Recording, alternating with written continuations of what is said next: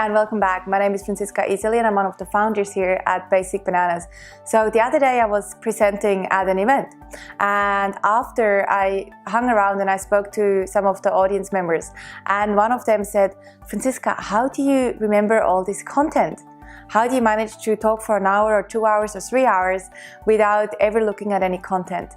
And I said, well, I have a little bit of a secret formula that I use that helps me sort of understand where I'm at in a presentation and just makes me be able to free flow quite a lot. And so I'm going to share this formula with you right now. I adapted this, actually someone else created it. I forgot who it was. He was a psychologist, I think, who created the sort of the basic framework, and then I just adapted it to make it work for me, and I think it will also work for you. So this formula, it has four steps in it, and I'm going to walk you through each of them. So the first step, and basically I use this exact same framework for everything. Right now I'm using it. I use it when I speak, I use it when I run a workshop, I use it when I want to convince a team member to do something sometimes. So it works really for anything. So the first step in this formula is what you need to do when you put together a presentation is you need to establish the why. So the first part is the why.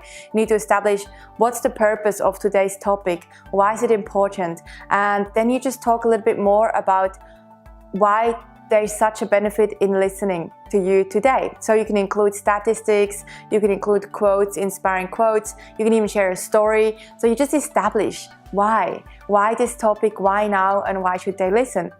And then the second part is the what. The what is very small, it's a tiny part of your presentation, and it's just really there to say, hey, so the topic that I'm talking about today is blah, and if there are any words that you need to explain first, so if there's any jargon, you can also do that in this part. So you just say, hey, when I refer to AI, what I mean is artificial intelligence.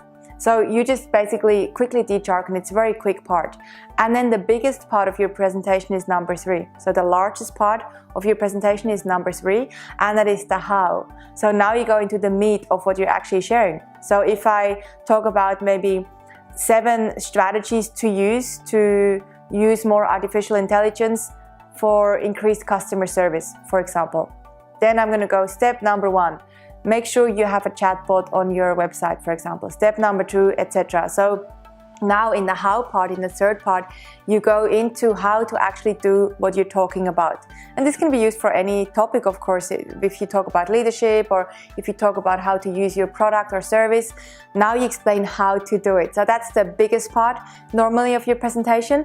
It's bigger than the why. And then once you've finished all that, the number 4, the fourth part of your framework, is the next steps. So what next? Maybe you have a call to action. So you might say, hey, if you would love to learn more about artificial intelligence, come to my website, franziskaiseli.com, and I will share with you some more insights there. Or you might have next steps for them to do. So you might say, hey, to get started with this stuff, go to this website and sign up for a blog.